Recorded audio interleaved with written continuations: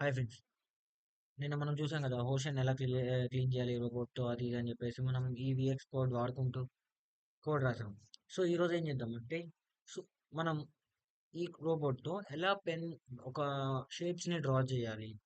Different షేప్స్‌ని like triangle, square, pentagonal, hexagonal, circle వీటన్నిటిని ఎలా డ్రా చేయాలి అని చెప్పేసి మనం ఈరోజు చూద్దాం. సో ఫస్ట్ మనం దానికి ఒక ప్లేగ్రౌండ్ సెలెక్ట్ చేసుకోవాలి. So I'm taking like grid map తీసుకుంటున్నా. సో మీరు చూసినట్టయితే నేను ఇక్కడే ప్లేస్ చేస్తున్నా.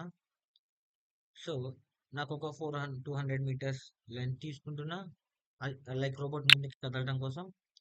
సో అక్కడ నుండి నాకు రైట్ టర్న్ కావాలి కాబట్టి 90 డిగ్రీస్ తీసుకున్నా. ఎందుకు 90 డిగ్రీస్ తీసుకున్నా? స్క్వేర్కి ప్రతి యాంగిల్ 90 డిగ్రీస్ ఉంటుంది కాబట్టి నేను 90 డిగ్రీస్ తీసుకున్నా. సో ఇక్కడ దాకా బాగానే ఉంది. నాకు పెన్ కావాలి కదా, సో అందుకే నేను పెన్ డౌన్ తీసుకున్నా. పెన్ డౌన్ అంటే రాయటం అని అర్థం అనమాట. పెన్ అప్ అంటే జస్ట్ పెన్ పేపర్ నుంచి తీసేయటం. సో ఇప్పుడు నేను ఈ కోడ్ రాశా. సో ఈ కోడ్ రాస్తే ఇక్కడ ఏమవుతుంది? సో చూద్దాం. సో 200 మీటర్స్ లైన్ డ్రా చేసింది కాకపోతే రైట్ టర్న్ కానీ ఫుల్ స్క్వేర్ ప్రింట్ అవ్వాలి. ఇన్స్టెడ్ ఆఫ్ నేను ఈ 200 ప్లేస్లో 400 పెట్టేసి ఒక చిన్న లాజిక్ వాడదాం అనమాట, ఈ రిపీట్. సో మళ్ళీ మళ్ళీ సేమ్ కోడ్ రాయకుండా ఒక కోడ్నే రిపీట్ చేసేటట్టు రాద్దాం. సో నేను ఇక్కడ 4 పెట్టా. ఎందుకు? స్క్వేర్కి 4 ఫేసెస్ ఉంటాయి కాబట్టి 4 అని పెట్టా. సో దీన్ని ఇప్పుడు రిఫ్రెష్ చేసేసి సో ఇప్పుడు మీరు చూసినట్టయితే స్క్వేర్ షేప్ ప్రింట్ అయింది.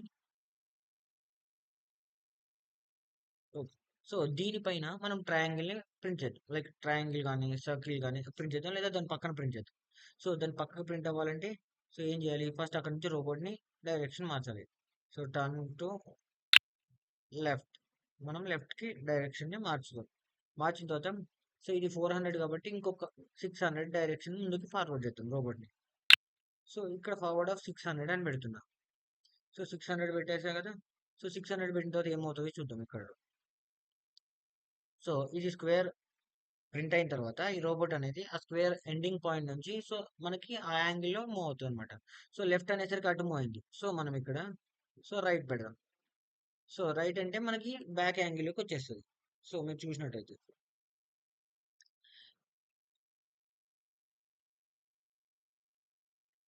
సో రివర్స్ వచ్చింది. కానీ మనకి చూసినట్టయితే పెన్ లైన్ పడుతూనే ఉంది. సో ఈ పెన్ లైన్ పడుతూనే ఉంది కాబట్టి సో నేను ఇక్కడ ఏం చేస్తున్నా అంటే సో డ్రాయింగ్ తీసుకొని ఈ పెన్ని ఇక్కడ రీప్లేస్ చేసి అప్ చేస్తున్నా.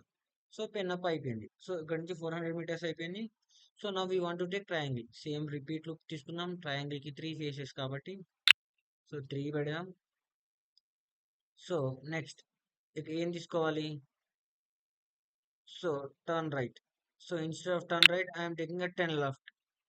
సో లెఫ్ట్ తీసుకుంటున్నా. సో ఎన్ని డిగ్రీస్ తీసుకోవాలి?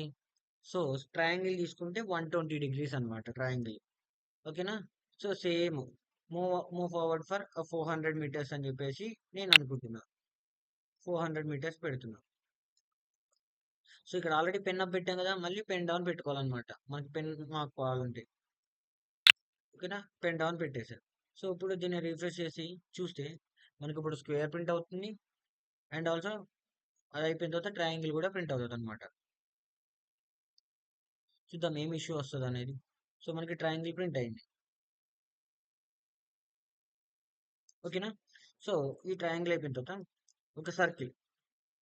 సో నేను పెన్ అప్ తీసుకుంటున్నా. పెన్ అప్ తీసుకున్న తర్వాత సో ఇప్పుడు అది ఇక్కడ ఉంది కదా, సో మనకి టర్న్ రైట్ సైడ్ తీసుకొని టర్న్ లెఫ్ట్ తీసుకొని టర్న్ లెఫ్ట్ తీసుకున్న తర్వాత ఒక 1000 మీటర్స్ ముందుకు వెళ్ళేటట్టు ప్లాన్ చేద్దాం. సో ఎందుకంటే మళ్ళీ సర్కిల్ అనేది మిడిల్లో రావాలి కదా, దగ్గర రాకుండా. సో 1000 మీటర్స్కి నేను ప్లాన్ చేశాను అనమాట. సో 1000 మీటర్స్ తీసుకున్న తర్వాత సో ఇక్కడ సేమ్ స్క్వేర్ అయితే ఉందో అదే నేను రిపీట్ కొడుతున్నా. సో దాన్ని డూప్లికేట్ చేస్తున్నా. సో చూసారా మొత్తం డూప్లికేట్ అయిపోయింది. సో నేను జస్ట్ పైకి స్క్రోల్ చేసుకుంటూ సో పైకి స్క్రోల్ చేస్తున్నారా? సో ఈ షేప్ పక్కన పెడితే సో కొంచెం పైకి స్క్రోల్ చేసి నేను దీన్ని ఇక్కడ రిపీట్ పెడుతున్నా.